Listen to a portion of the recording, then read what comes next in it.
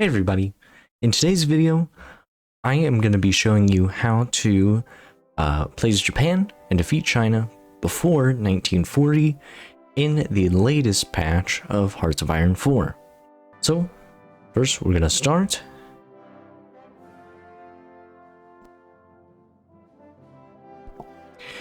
And the first thing you need to do is create an agency, since this is going to be very important to winning early and getting some attack bonuses. And then for our industry, we are going to build civilian factories.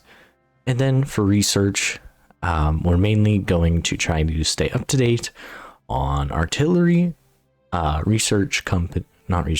support companies, but mainly our focus, since this is just the first 3 years of the game, is going to be the economy research. Then we're going to put 10 factories on infantry equipment, 5 factories on trucks, and you're also going to want to change your airplanes to be producing both the interwar small airframe and the interwar close air support airframe. Then you're going to put 5 military factories on everything else. And next we're going to put max dockyards on all of our ships.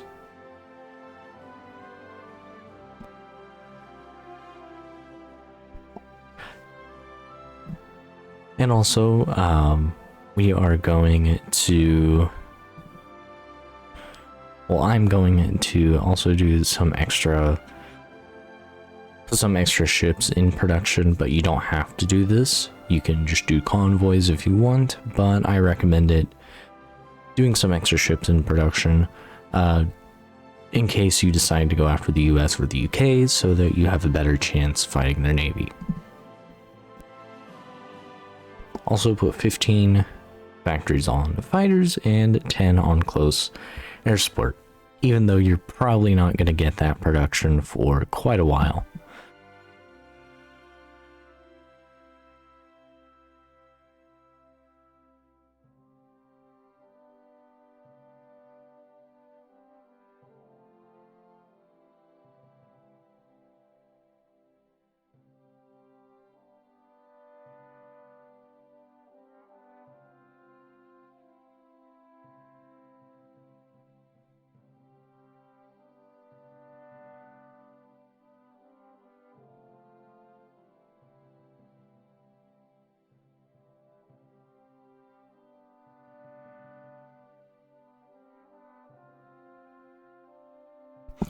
And then you're going to obviously just want to trade to get rid of resource shortages. And our first focus will be purge the Kodoa faction. And after that, we are going to set up our army, which I'm going to take 12 divisions from the main army. And we're going to get rid of these divisions that aren't regular rank, and then I'm going to give this 12 division army, which will be like our elite divisions, a marine, and then a regular motorized division. And the reason that we're buffing up that specific army in such a small group as well is because we're going to use that army to do naval invasions. And then the other 2 armies, which you will split up just from the 48 divisions that you have left, are going to cover the border with Shaanxi and, of course, the border with China. And I would recommend giving your generals, basing your generals off of what these armies are going to do. So the 2 larger ones will be more focused on defense. And then the smaller one, you want to have just basically be your best general, since it will be, in my opinion, doing the most important job in breaking China. Because we're going to do a naval invasion, basically right through the heart of China's victory points. So you want to set 4 divisions to invade the actual port of Shanghai, and then 3 divisions on each side of the provinces surrounding Shanghai. And that's going to be their job, is to just get in there and then quickly take out the major Chinese victory points. And we are going to just combine our navy, since to fight China, it doesn't need to be anything special. If I were doing a tutorial on fighting the US, obviously it would be a little different. And now we can start the game. Also, you're going to want to move your Air Force into the area. Make sure that it's just your normal planes, not your carrier planes. And you're going to want to start building an airport in the area right outside of Beijing. And with your first spy, you're going to set them to build a spy network in Chongqing. And you're going to want to keep doing department upgrades, and what I recommend is doing is forming the cryptology department first, and then doing one upgrade of the radio interception group, and then doing the intelligence stuff. And for your next focus, you're going to want to do Guide the Zybastus, and then National Mobilization Law.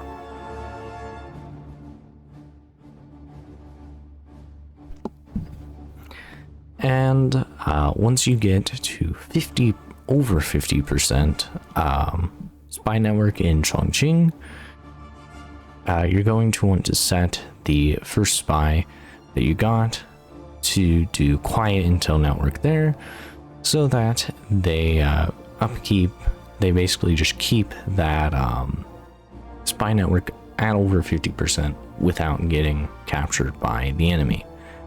And as soon as you can, we're going to hire the elusive gentleman to get us another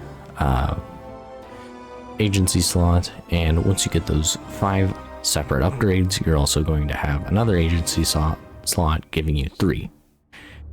And as soon as you can, you're going to want to give your generals traits, which is whenever you have like over 100 or so command power, since you will get stuff like Fortress Buster if you picked the generals that I was talking about, or that I picked. And you're going to want to set up a collaboration government with one of your agents, since by this point you will have 3, and your next focus will be National Research Institute.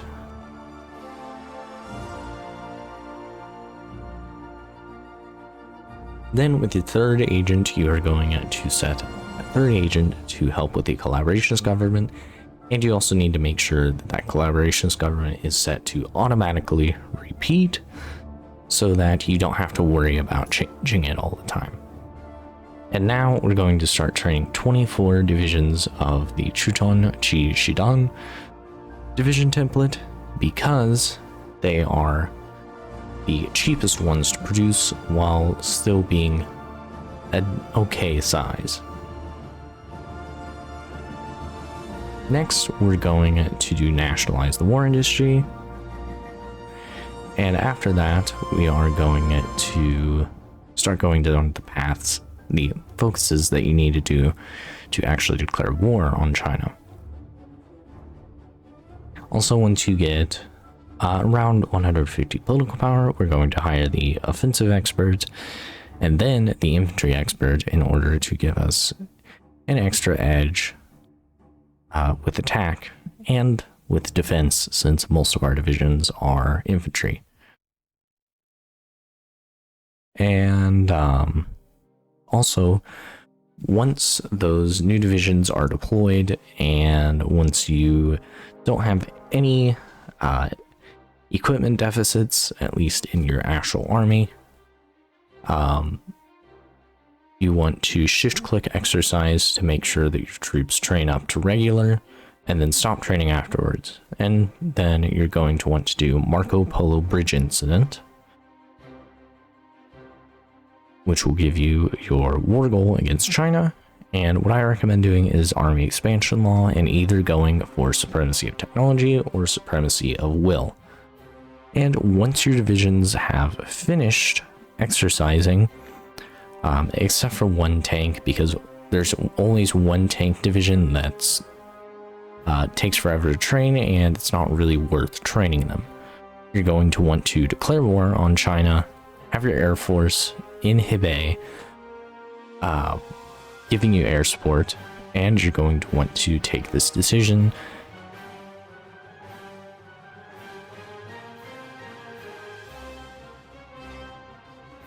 which will show up over and over, escalate the war in China. It will take a couple of weeks or so to show up each time, but whenever it does, you're going to want to take it. And your first goal in this war is going to be to encircle Beijing, because you'll actually encircle a significant amount of China's army by doing this, and it gives you a good supply base in northern China to keep pushing against them. But you're mainly just going to want to micromanage around Beijing to surround it and not battle plan. And your next focus will just be either small arms modernization or army expansion, depending on if you want to do supremacy of technology or supremacy of will. In my case, I did supremacy of will, since I'm not going to be playing past defeating China.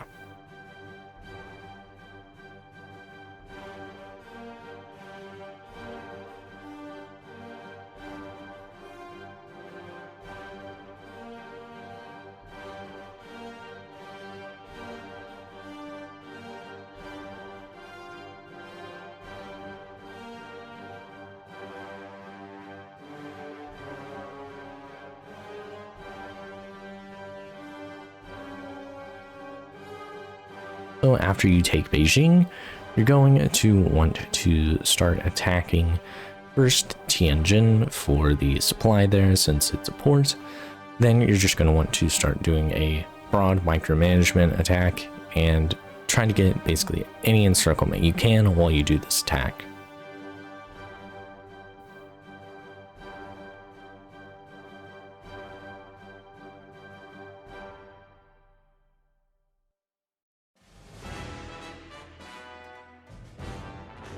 Around the end of 1937 should be your last escalate the war in China, and in my case, I decided to go ahead and do Ichi Go, but what I will leave as a note is that if you do Ichi Go, it will give you debuffs against fighting the United States.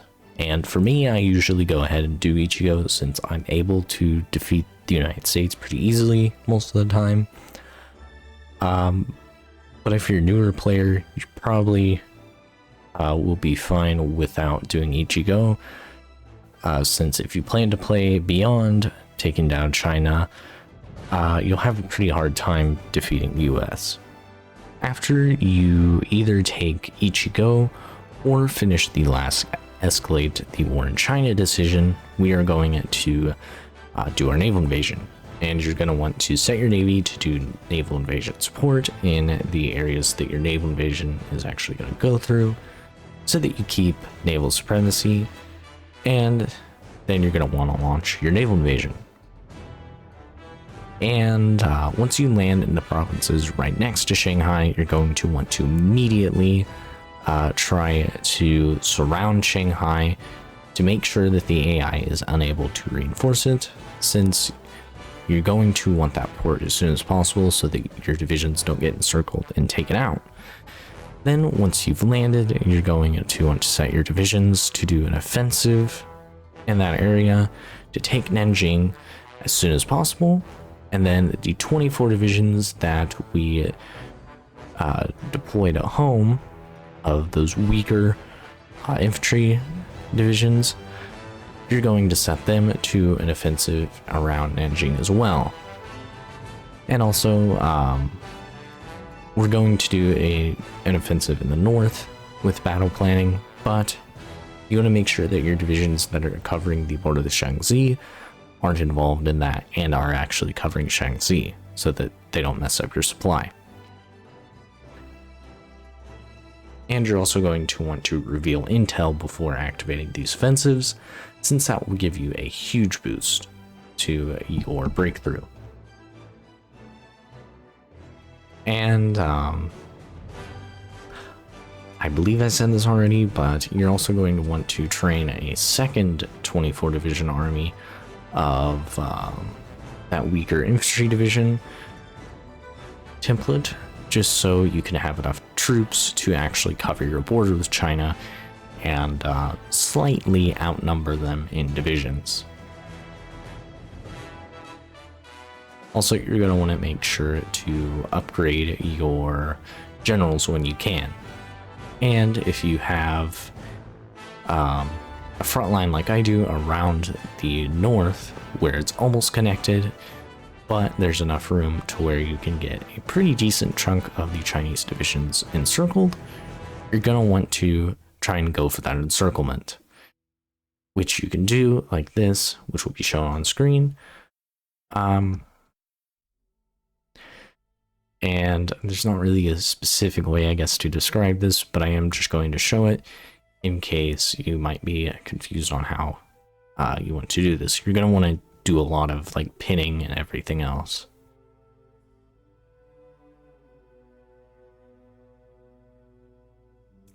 But once this encirclement is finished, we are going to delete the whole front line, which might seem crazy, but we need to reorganize our army. And also don't do what I do and forget about the division to the north. You're going to want it to have all 108 divisions focused on this new field marshal plan, or field marshal front line, that will cover your entire border with the Chinese United Front. And you're going to want to wait for your divisions to get in place, but if you do see an opportunity to get an encirclement like the one that is showed on screen, you're going to want to take it. But once all of your troops are in position and you have a cipher ready to reveal intel on against the Chinese, you're going to want to activate an offensive. And this first offensive, the goal will be to capitulate Shaanxi in order to basically just weaken the Chinese by a lot, by basically just taking out probably 10 or 12 of their divisions. And then you'll start re-decrypting the Chinese cipher. But while you do that, if you can, I would recommend just micromanaging on some small parts of the front in order to take extra victory points, or if you didn't take it with the first offensive, the southern ports that China holds. Specifically China, not the clique.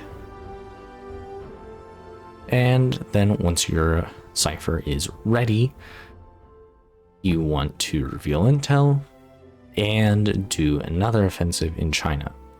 And basically what this is, what the strategy is going to be from now on, is just doing that rinse and repeat until China falls, pretty much.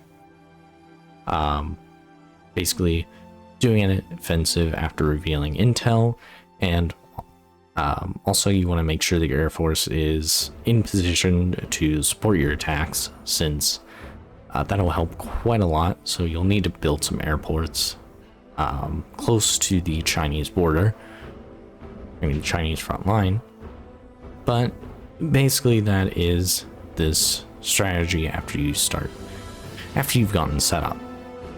Reveal intel, do an offensive, then once the offensive starts to slow down a little bit, basically a little bit after the reveal intel stops, you're going to want to micromanage while you try to get another cipher set up to get some encirclements, weaken the Chinese army a little bit, and then once your cipher is set up again, you start the offensive again and rinse and repeat until China capitulates, which, if you've gotten a full collaborationist government on them, shouldn't take too long, since you won't even have to take Chongqing in order to make them capitulate.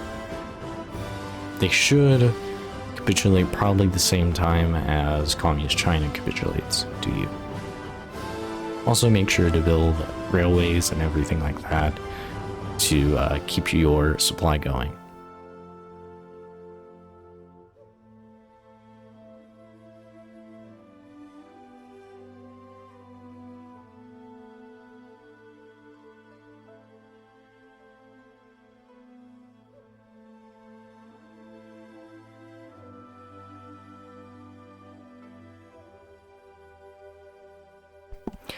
And once you finally defeat China, you can do whatever you want in the peace deal, but for me, I usually just full annex everything because you'll have high collaboration, which will give you a significant amount of the Chinese manpower and the Chinese factories once the game kind of calculates it.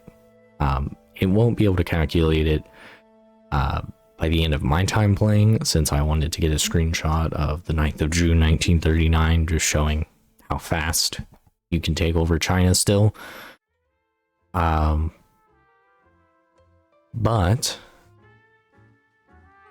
you can also release them as a collaborationist government if you want a really strong puppet, but I usually like to control the land myself. And that should wrap it up for this guide. If you liked this video, because it helped you, or if you maybe just enjoyed watching me take over China, leave a like, leave a comment if you have some suggestions, and of course, again, if you like the video, maybe consider subscribing, since I make content like this every week or so. Bye bye.